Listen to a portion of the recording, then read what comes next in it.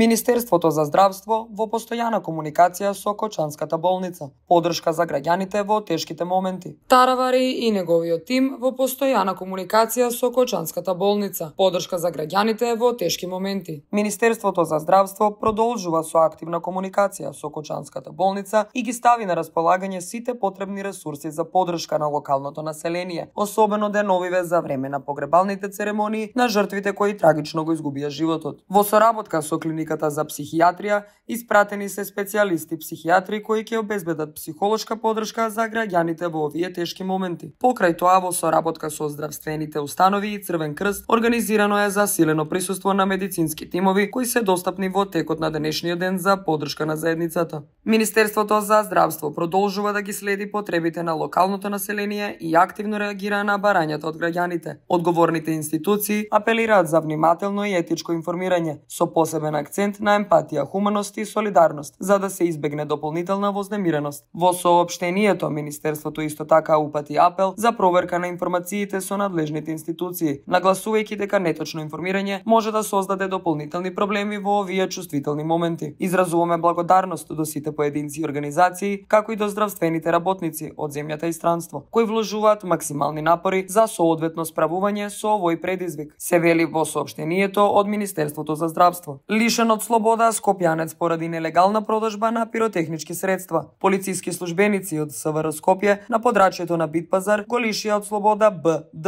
од Скопје поради нелегална продажба на пиротехнички средства. При постапување по претходно изготвен план на импровизирана тезга на Битпазар, полицијата пронајде и одзеде околу 10.000 парчиња разновидни пиротехнички средства, кои биле наменети за продажба. По консултација со надлежен јавен обвинител, БД е задржан за понатамошна постапка. По комплетирање на целокупната документација, против него ќе биде поднесена соодветна кривична пријава до Основното јавно обвинителство Скопје. Раководителот на сектор урбанизам на општина Маврово Ростуше лишен од слобода поради подкуп. Министерството на внатрешни работи денес го приведе раководителот на сектор урбанизам и комунални дејности при општина Маврово Ростуше, Садредин Елезовски, поради побарување и примање подкуп. Како што информираат од МВР, случајот на подкуп бил реализиран на 19.3.2025 година од страна на Оделот за спречување на организиран криминал. Садредин Елезовски побарал подкуп од 13.000 евра, советување дека ќе одобри урбанистички проект за изградба на апартмани и сместувачки капацитети. Подкупот бил договорен да се исплати во неколку рати. Лицето било лишено од слобода при исплата на првата рата од парите во просториите на УО Скопје, откако истите беа претходно криминалистички обработени и обезбедени како доказ. По приведувањето, Садредин Елезовски ќе се соочи со понатамошна постапка, а целата документација ќе биде доставена до надлежното јавно обвинителство за поднесување соодветна кривична пријава. Уапсен градоначалникот на Кочани Љупчо Папазов и неговите двајца претходници. Попладнево, според информациите од ТВ21, тројца градоначалници од општина Кочани беа уапсени во значајна полициска акција. Во рацете на полицијата завршиле Радко Димитровски, градоначалник на редовите на ВМРО ДПМНЕ, Николче Илиев, градоначалник од редовите на СДСМ,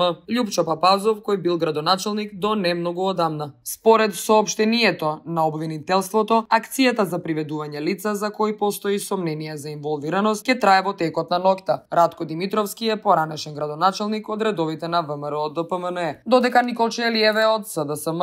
Љупчо Папазов, кој исто така бил кадар на ВМРО ДПМНЕ, дента по трагедијата во Кочани на 16 март беше повикан на информативен разговор. Тој беше пуштен без дополнителни мерки по завршувањето на разговорот, но сега неговото повторно апсење привлекува внимание. Се очекува продолжување на истрагата, а јавноста чека повеќе информации за причините за апсењата и нивната поврзаност со актуелните случувања во општината. 30-дневен притвор за Крешник Бектеши и уште 12 лица за пожарот во Кочани. Основниот суд во Кочани донесе одлука со која на 13 лица, меѓу кои и поранешниот министер за економија Крешник Бектеши, им е одреден 30-дневен притвор поради нивната инволвираност во трагедијата што се случи во дискотеката Пулс. Дополнително судот ќе одлучува и за уште 6 осумничени. На нив претходно им беше изречен краткотраен притвор во траење од 48 часа. За сега, до Основниот суд Кочани не пристигнало барање за притвор за вчера приведените поранешни градоначалници на Кочани, Николчо Илиев и Радко Димитровски, како и за актуелниот градоначалник во оставка Љупчо Папазов.